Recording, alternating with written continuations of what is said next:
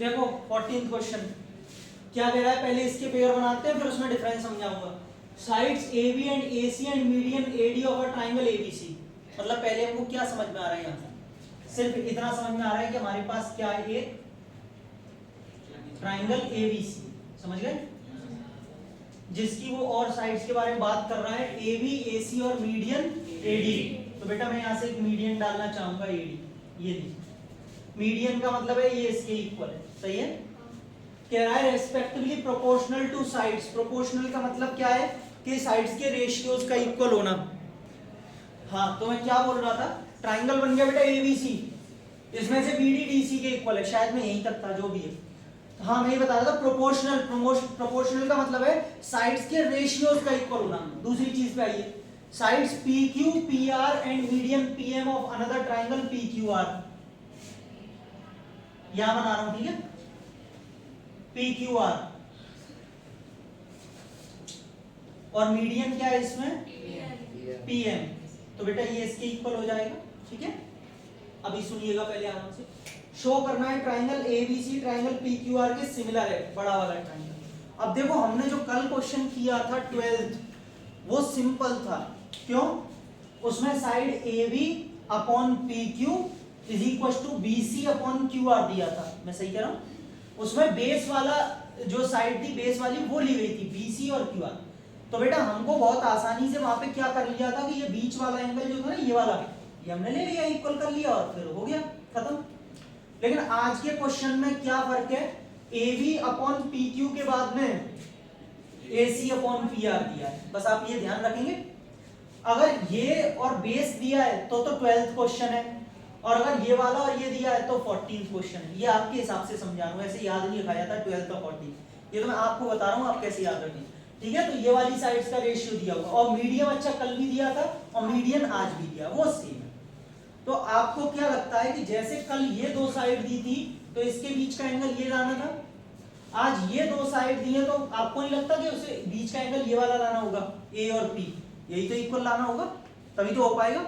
चलो तो टारगेट हमारा सेट हो गया कि हमको एंगल पूरा A जो है एंगल P के क्या करना है, इक्वल। लेकिन अब देखो आज का क्वेश्चन डिफिकल्ट क्यों बनता है, कल ये जो एंगल्स थे वो सिंगल सिंगल थे, अकेले थे, इसमें कोई डिवीजन नहीं हो रहा था, बहुत आसान था। लेकिन आज इसमें जैसे ये मीडियन डाला तो दो एंगल हो गए। अच्छा, दो एंगल होने के बाद में क्या है, ये दोनों एंगल बराबर भी नहीं है। मीडियन क्या करता है, अपोजिट साइड को बाइसेक्ट करता है, एंगल्स का ठेका नहीं लेता है। एंगल्स बराबर हैं नहीं, जरूरी ऐसा कुछ भी नहीं है। तो बेटा इसीलिए थोड़ा कॉम्प्लिकेटेड है, इसमें दो चीजें, दो एंगल बट रहे हैं, अब दोनों को एक एक करके इक्वल करना पड़ेगा। तो सुनेंगे इसमें सबसे पहले आपको गिवन क्या दे रखा है, AB upon PQ is equal to AC upon PR is equal to, और क्या दे रखा है, AD अपॉन PM। हाँ भाई क्या प्रूव करना है आपको, triangle ABC similar to triangle. चलो बेटा इसमें कंस्ट्रक्शन होगा, कल वाले में हुआ था नहीं, इसीलिए डिफिकल्ट है, इसमें कंस्ट्रक्शन होगा। मैं सुन लो पहले, इसमें हम इस वाली साइड को आगे प्रोड्यूस करेंगे, ठीक, और किसके बराबर, जितनी AD है उतनी ही मैं नीचे इस साइड को ले जाऊंगा और इनको भी मैं ज्वाइन कर दूंगा।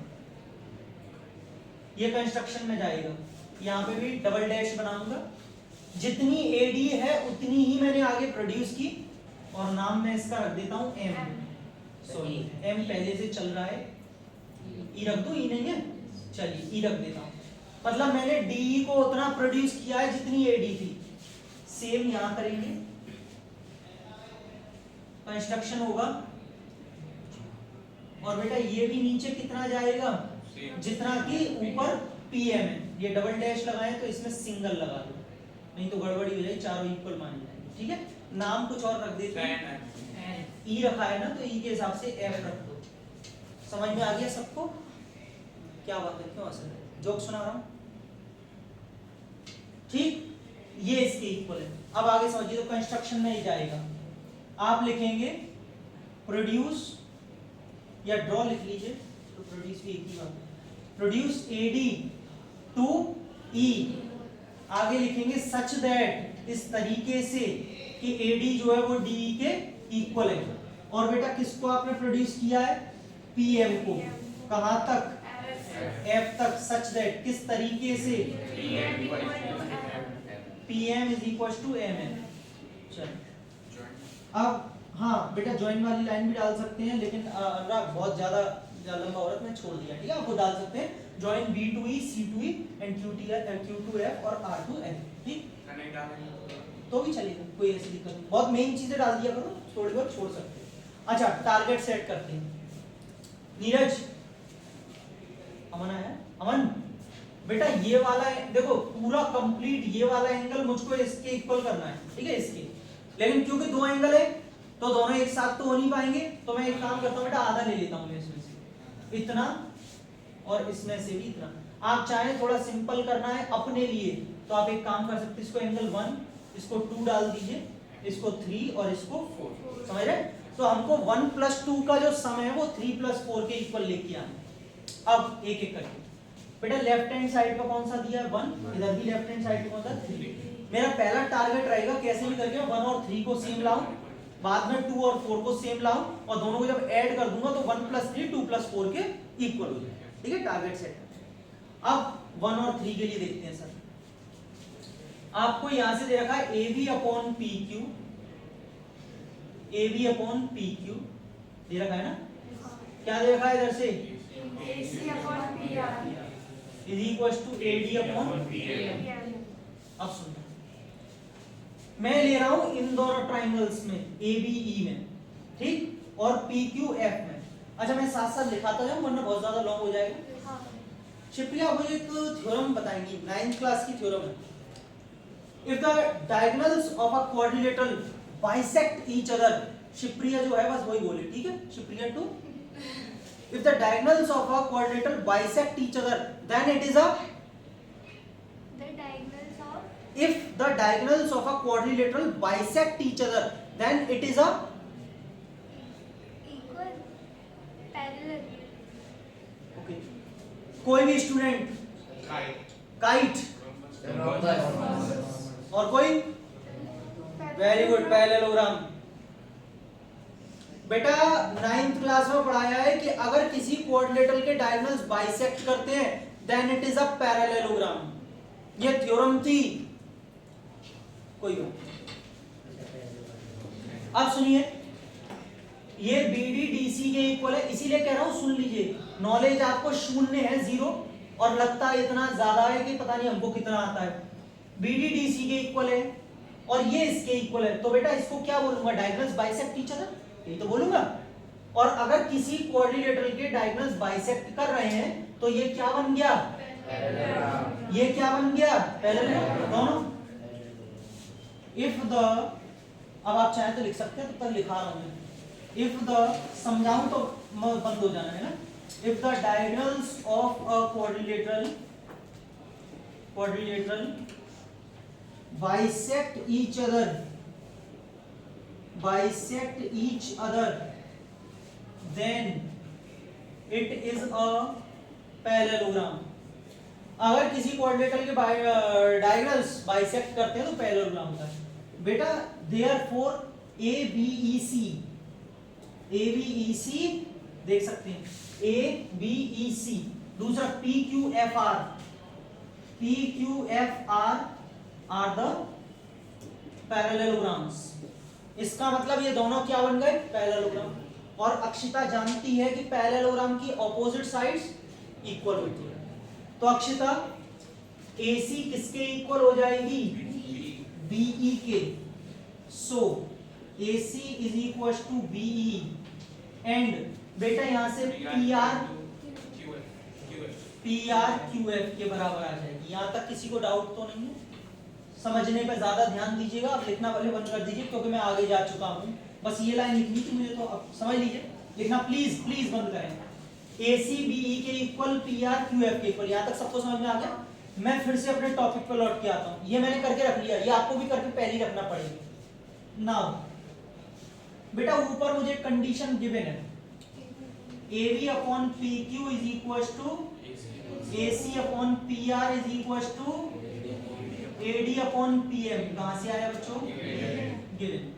देखना बेटा, जब मैं इस ट्राइंगल में लगा रहा हूं ABE में और PQF में, बोले क्यों लगा रहे हो, इसमें क्यों लगा रहे हो? अरे एंगल 1 इसमें आ रहा है और एंगल 3 इसमें आ रहा है, इसमें ABE में।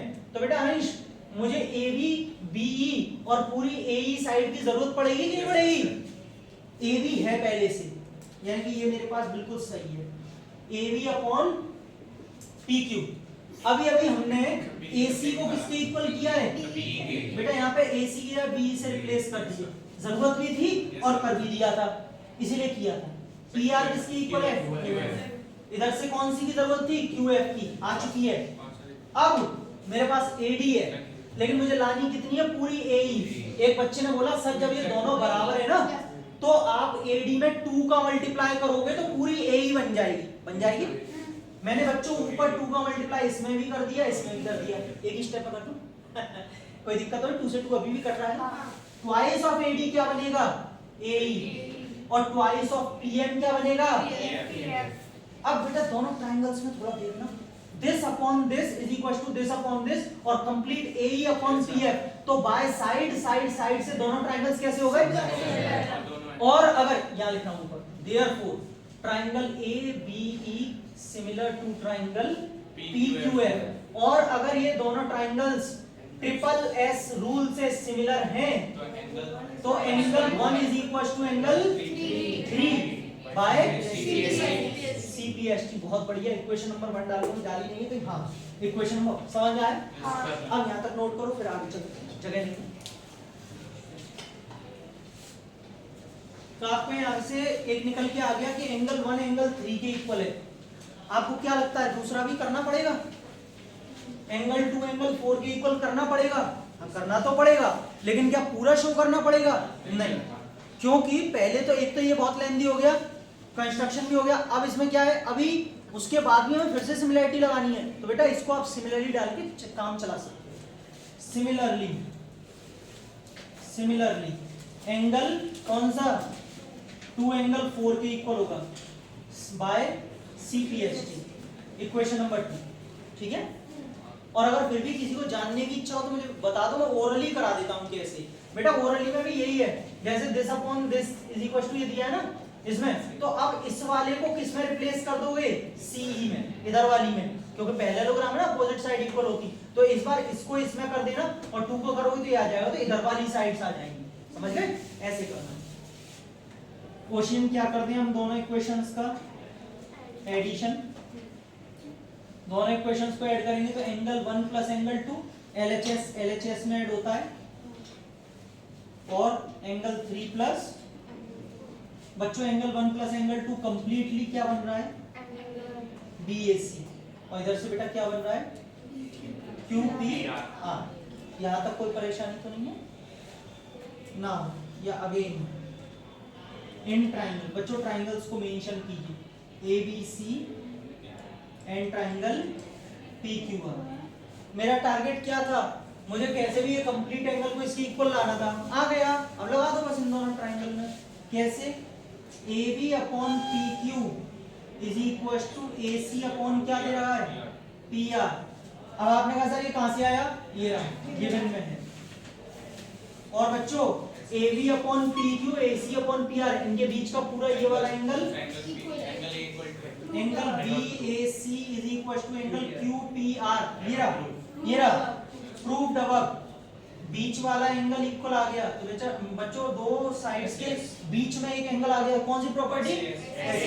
यहाँ लिख रहा हूँ, therefore triangle ABC is similar to triangle PQR by SAS similarity. लीजिए खत्म हो गया, आप पूरा लिख सकते हैं आराम से, दोनों ट्रायंगल्स को सिमिलर करना था, डन।